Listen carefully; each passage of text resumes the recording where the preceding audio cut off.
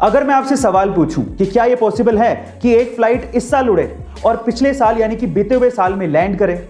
मैं कोई मिस्टीरियस घटना की बात नहीं कर रहा हूं, मैं इन जनरल पूछ रहा हूं, क्या यह पॉसिबल है? जी हां, यह पॉसिबल है और यह हुआ भी है। यूनाइटेड एयरलाइंस की एक फ्लाइट शंघाई से 1 जनवरी 2017 को उड़ी थी और 31 दिसंबर 2016 को सैन फ्रांसिस्को में लैंड हुई थी। अब ये सिंपल लॉजिक है। देखिए, उस दिन न्यू ईयर था और हर एक कंट्री का टाइम जोन अलग अलग होता है, इस वजह से ऐसा हुआ था। ये कोई मिस्टीरियस घटना नहीं है। गाइस, आपको ये इंटरेस्टिंग इंफॉर्मेशन कैसे लगी कमेंट सेक्शन में जरूर लिखिएगा और ऐसे अमेजिंग वीडियोस के लिए शेयर, सब्सक्राइब एंड लाइक। मिलता है अगली वीडियो में। कौन बनेगा करोड़पति, ये शो जिस रियल शो से इंस्पायर्ड है उसका नाम है who wants to be a millionaire. और who wants to be a millionaire का जो पहला विनर था, जो वाकई में इस शो की वजह से मिलियनेयर बना था, उसका नाम है जॉन कारपेंटर, जिन्होंने 1999 में इस शो को जीता था। लेकिन मजे की बात यह है कि जॉन कारपेंटर ने लास्ट क्वेश्चन के पहले तक एक भी लाइफलाइन यूज नहीं की थी। लास्ट क्वेश्चन में आके उन्होंने एक लाइफलाइन यूज की जिसका नाम था फोनो फ्रेंड, और जिसमें उन्होंने अपने फादर को कॉल लगवाया था। और वो इसलिए नहीं था कि वो कोई आंसर जानना चाहते थे, वो इसलिए था ताकि वो अपने फादर को बता सकें कि वो मिलियनेयर बनने वाले हैं। Oh my God, what a level of confidence. Guys, आपको ये इंफॉर्मेशन कैसे लगी कमेंट सेक्शन में जरूर लिखिएगा और ऐसी अमेजिंग वीडियोस के लिए शेयर, सब्सक्राइब एंड लाइक। मिलता है अगली वीडियो में। पीने के पानी को बोतल में पैक करके बेचना आज के टाइम पे कोई बड़ी बात नहीं है और हम लोग खरीद भी रहे हैं, पर आप ये भी सोचिए कि पानी तो फ्री का नेचुरल रिसोर्स था, फ्री में मिलता था। अब इस फ्री की चीज को भी जिसने बेचने की सोची, वो बंदा बहुत दिमाग वाला होगा ना। पर सवाल ये उठता है कि वो बंदा था कौन।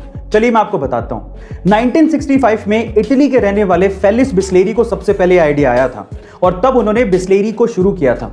लेकिन इंडिया में इस चीज को एग्जीक्यूट करने वाला कौन था पता है?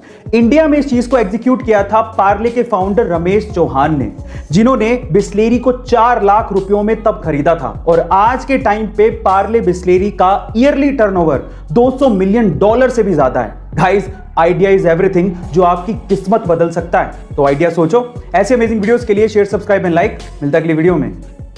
चौथा पॉइंट क्या है? स्ट्रेस। अगर आप स्ट्रेस लेते हैं तो धीरे धीरे आपका माइंड कमजोर होते चले जाएगा। स्ट्रेस जो ब्रेन होता है, basically do not learn the same way as non stress. अगर आपके बहुत ज्यादा आपके दिमाग में स्ट्रेस है तो आपका नहीं चल पाएगा काम। सो बेटर उस स्ट्रेस को लीव आउट करो, आगे बढ़ने की जरूरत है। लॉन्ग टर्म पे याद रखना, stress can damage your memory as well. अगर आप ज्यादा स्ट्रेस रखते हो तो आपका दिमाग भी फट सकता है। सो बी फट सकता है का मतलब आपकी मेमोरी को वो डैमेज कर सकता है, ठीक है। So be careful about that, that's very important. Heart attack वगैरह भी आ सकता है, तो बेटर है कि आप स्ट्रेस से दूर रहो। उसके बाद keep calm, keep quiet, don't take stress, बार बार बोला जाता है आपको। So try to understand, priority set करो। आपके पेरेंट्स आपके लिए पहले हैं, फिर आपका दूसरी चीज क्या होगी? करियर। आपके पेरेंट्स आपके लिए पहले हैं, आपका करियर आपके लिए दूसरे नंबर पर आता है, फिर तीसरे नंबर पर आप खुद आते हो, उसके बाद आती है कोई चौथी चीज।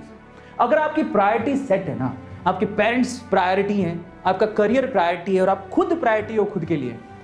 जो इंसान खुद को प्यार नहीं कर सकता ना, वो किसी को प्यार नहीं कर सकता। ट्राई टू अंडरस्टैंड, जो खुद को प्यार नहीं कर सकता वो किसी को प्यार नहीं कर सकता। और ब्रेकअप के चक्कर में जो लोग इतने डिप्रेस्ड हो जाते हैं, फिर अपने आप को, अपनी जिंदगी को खत्म करने की कोशिश करते हैं, वो तो मान के चलो कि प्यार करने लायक ही नहीं है। जो अपने आप से प्यार नहीं कर सकता वो किसी से प्यार नहीं कर सकता।